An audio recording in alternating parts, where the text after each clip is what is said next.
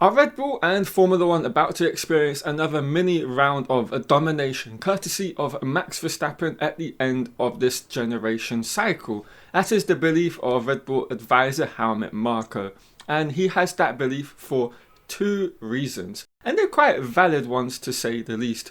The first of those is of course the current round of raft of upgrades that the team are currently within, with it culminating in Imola, where they will have their most substantial package out of these 3 rounds of upgrades that they've brought to the RB21.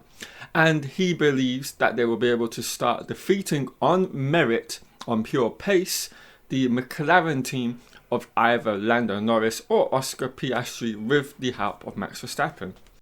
And the second point of the reasoning behind why he believes that is also to do with the fact of the technical regulation changes set to come in at the Spanish Grand Prix in Barcelona in a couple of months' time.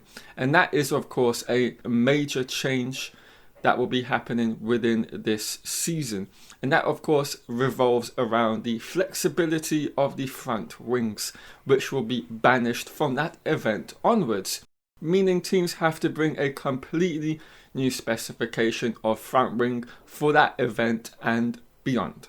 Now, to begin with, let's focus in on Helmut Marko's first point, because it's the current point we are all within, and it of course will end at Imola in 3 weekends' time. So of course Red Bull are currently within this upgrade period where they're looking to achieve a couple of things with the RB21. And those are of course a wider working window for the RB21 for both of their drivers of Max Verstappen and Yuki Tsunoda, so they can execute a Grand Prix weekend a lot more easily and a lot more smoothly to be able to maximize all of the potential and ability of their cars.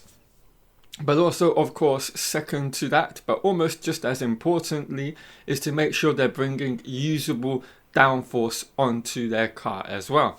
And that of course means there is going to be a plethora of changes, most notably, as I said at the beginning of this video, in Imola. And that will be the biggest upgrade package to date in the 2025 season that Red Bull are rumoured to be bringing to that event. Now, what exactly will the upgrade consist of? Truthfully, I don't know. I don't think anybody in terms of the publications know exactly what Red Bull will be bringing, but there is one thing I do not believe that will be changing anytime soon, and that will be the front wing for obvious reasons, with the major change just a little bit on the horizon beyond in a couple of months' time. So they will be focusing in on other areas and other avenues within the RB21 to look to achieve their goals. These could include updates to some of the vital areas of the floor, if not an overall completely brand new one brought for Imola. They could make changes to the Venturi tunnel openings, they could make changes to the floor edge, and of course the floor roof. So there is a vast number of areas from which to make major or subtle changes to help improve the overall performance of the RB21, as well as of course the overall widening of the operating window for both drivers. And you would say, with what we've seen on display across the opening 5 races of this 2025 Formula One season, Red Bull are the best placed challenger to McLaren to be able to leapfrog them in Imola, as well as of course after the changes in Barcelona. And we've seen it through Max Verstappen's ability to drive a car which is fundamentally quick, but also one very much on a knife edge in terms of what it is able to achieve. And he's put in some fantastic performances, notably his win in Japan as well as the pole position there, but also last time out in Jeddah.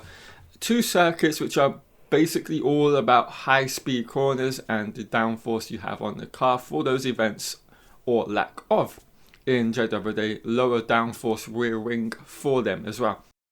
So I believe when a driver can make such a difference that the performance is on a par with the likes of the dominant, what I consider McLaren car as it is, then I think if they can achieve the wider working window, as well as improve the overall performance of the car in terms of bringing lap time to it, I really do see how Marko, as well as just in general, we would have a team like Red Bull leapfrog that of McLaren and become the leading force for this season. So all the signs point to that particular thing being able to happen. Now, of course, let us turn our attention to the second point here, which is of course the major technical changes with regarding the flexibility of the front wings across all Formula 1 cars this season. And there are two teams that are notably having a lot more flex on their front wings than the rest of the field. And those are Mercedes and the McLaren team. The top two forces, at least on raw qualifying pace, you would have to say, across this opening 5 rounds of this season.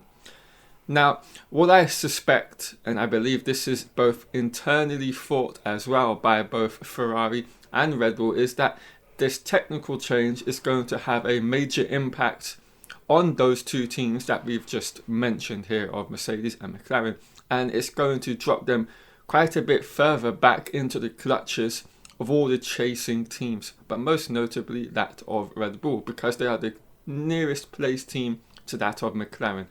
I think what is going to happen, without us having completely all of the data that the teams do, is it's going to really offset the way in which these teams can fully optimize their packages for the different speed ranges of corners across all of these circuits that we go to from Spain onwards. Because of course, with the flexibility of the front wing on the straights, but also when it comes to the corner phases as well, that is a key component of what makes these cars able to run so well across a variety of circuits, as well as a variety of speed ranges of corners across every individual circuit we come to.